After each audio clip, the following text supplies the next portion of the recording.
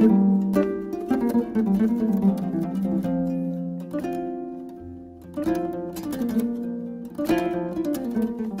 suis Sénat Aloka, je travaille pour l'ONG Jeunes Volontaires pour l'Environnement en tant que directeur. JV, c'est une ONG basée à Lomé, présente dans 20 pays en Afrique. Nous intervenons notamment sur les questions de climat, d'énergie, mais aussi tout ce qui touche au renforcement de capacité, l'éducation, l'environnement.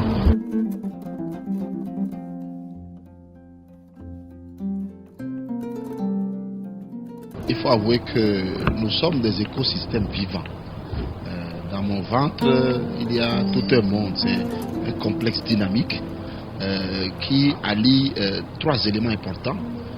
Il y a la chair, donc mon ventre, qui sert un peu d'habitat pour les intestins, tout ça. Maintenant, il y a la nourriture, les intestins, tout ça, qui constituent les habitants de mon ventre. Et puis, il y a les relations qu'il y a entre eux. Donc, quand vous prenez un tronc d'arbre qui contient des espèces de fourmis, vous avez là affaire à un écosystème. Le tronc d'arbre qui sert un peu de biotope, et puis il y a l'ensemble des éléments vivants qu'on appelle biocénose, et les deux dans une relation formidable, où vous allez un peu plus grand, vous prenez par exemple le lac Togo, ou le lac au niveau de Yekorakwe, où vous avez l'eau, et vous avez l'espace, et puis vous avez des voyous qui viennent de temps en temps, des espèces envahissantes, qui viennent envahir. Où vous avez maintenant toute une montagne, une zone de montagne qui est aussi un écosystème. L'écosystème marin, toute la mer est aussi un écosystème.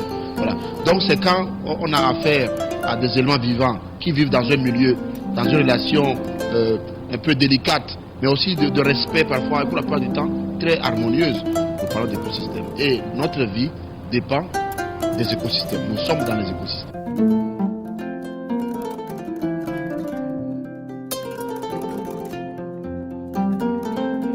Il faut avouer que la dégradation des écosystèmes ne date pas d'aujourd'hui, c'est depuis l'ère industrielle. Et très souvent, nous autres pauvres Africains, pauvres Togolais, n'y avons même presque pas contribué. Nous sommes un peu tributaires d'une situation un peu malheureuse en matière de gestion que les pays développés ont fait de notre carbone forestier, de notre carbone, de notre budget carbone mondial. Alors, il faut avouer que chaque année, nous perdons environ, à la minute, on perd environ 23 millions d'hectares à la minute. Et chaque 7 secondes, dès qu'une seconde, top, on a perdu la forêt de la taille de 7 terrains de foot qui vient de partir comme ça. Chaque seconde. Et donc, cette dégradation rapide des écosystèmes fragilise, n'est-ce pas, les modes de vie. Et ça empêche les gens de bien vivre. Ceux qui doivent aller chercher le poisson ne verront pas le poisson. Les chasseurs ne verront pas leur gibier. L'animal ne pourra plus trouver l'herbe à croquer. Les espèces, les poissons dans la mer, les planctons ne peuvent plus stocker suffisamment de carbone. Et ça dégrade, ça fragilise tout le système climatique, tout le système mondial. Eh bien, les Nations Unies ont pris beaucoup d'actions par le passé. La décennie n'est pas la première. Il y a eu les conventions, la convention de Rio. Vous savez, nous, on aime beaucoup les conférences. On a participé à beaucoup de conférences. C'est l'action, la manifestation de l'engagement des nations pour régler les problèmes de dégradation des écosystèmes. Maintenant, au-delà de tous ces engagements, eh bien, on vient prendre maintenant une décennie, 10 ans au cours de laquelle nous allons nous assurer, je parle de nous en tant que Nations Unies, nous allons nous assurer, nous citoyens et États, que d'ici 2030, nous arrêtions le processus de dégradation de terre et nous allions vers, si possible, une neutralité en matière de dégradation de terre.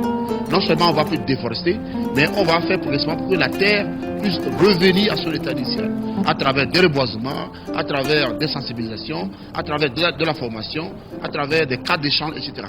Donc nous espérons que d'ici 2030, poussé par, catapulté par cette décennie-là, eh bien on va arriver surtout à rétablir l'harmonie qu'il y a entre l'homme et la nature.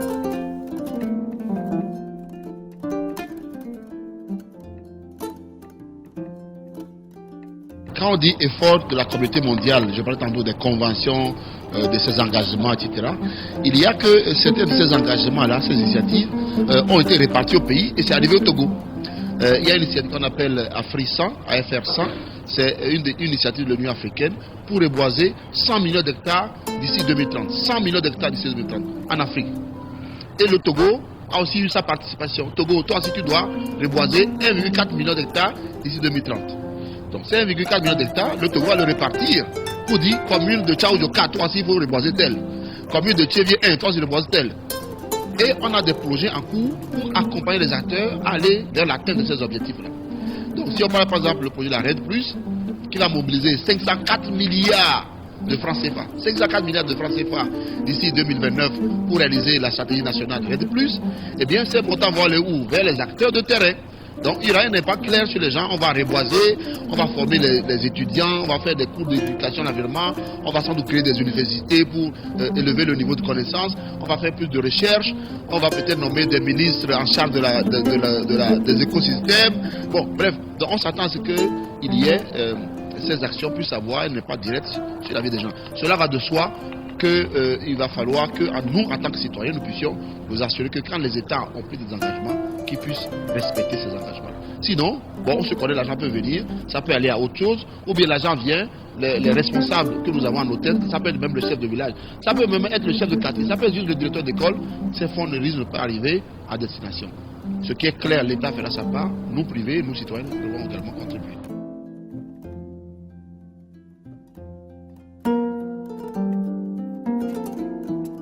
La décennie des Nations Unies pour la restauration des écosystèmes vient consolider une autre décennie, sinon plusieurs décennies d'action des Nations Unies. La prise des conventions, la convention sur le climat, la convention sur la biodiversité, la convention de lutte contre la désertification sont des actions des Nations Unies, bien avant la décennie. Le défi de Bonn, pris en 2011, qui veut rétablir 350 millions d'hectares. Ils en sont aujourd'hui à 88 millions d'hectares, juste quelques États. C'est également une action propulsée dans le cadre de l'espace des Nations Unies. Et puis il y a tout ce qu'on connaît, l'accord de Paris. L'accord de Paris également, dans lequel on fait la RED+, qui est une manifestation de la volonté des Nations Unies pour régler le problème de la dégradation des terres. Au Togo, il y a eu ces partenaires qui viennent nous aider. Le projet WACA, le projet PARCC, le PGICT, le PNIAZA, tous ces financements que les partenaires donnent au Togo se font dans le cadre des engagements pris par les Nations Unies, pris par ces pays développés au niveau des Nations Unies. Ils disent, bon, moi je vais reboiser, mais je ne vais pas que reboiser, je vais aussi aider des États vulnérables également à reboiser. C'est ainsi que la GIZ vient accompagner. C'est ainsi que la Banque mondiale donne des millions au Togo. Donc les Nations Unies ne sont pas restées de marbre, ils faisaient beaucoup d'efforts. Ils veulent juste canaliser, consolider tous ces efforts et avoir un bureau qui puisse capitaliser sur toutes ces actions-là pour qu'on puisse, avec une même voix, dire exactement voici ce qu'on a pu faire. Maintenant, c'est bien pour nous, en tant que pays, de dire qu'est-ce que nous pouvons faire aussi. La situation au Togo est très terrible. Restez juste à Tikoumé, vous allez voir les camions qui transportent le bois et le charbon chaque soir. Ça veut dire que normalement, en 2050, il ne doit pas y avoir un arbre debout au Togo ici. Le mot forêt, on doit perdre ça, ça va finir. Mais on fait comme si rien n'était. On va, on danse, on fait... Non, il y a nécessité que les citoyens fassent marche. Le sort de la vie est en train de partir. Les gens qui vivent dans le lac Togo meurt. Tous les jours, on ne dit rien. La mer qui bouffe 10 mètres par an, on ne dit rien. Il y a des raisons pour les citoyens de se lever dans ce pays-là pour dire stopper la déforestation. Ce n'est pas les Chinois, c'est des Togolais qui ont, les grands Togolais, colonels, machin, ministres, qui ont les trucs pour aller couper les bois. Les citoyens doivent se réveiller sur ça. Donc, nous avons une opportunité, c'est la décennie. Réveillons-nous, travaillons ensemble. Et je suis sûr que d'ici 2030, on ne pourra pas arrêter totalement la dégradation des terres, on ne pourra pas arrêter totalement la dégradation des écosystèmes, mais en tout cas, on aura essayé.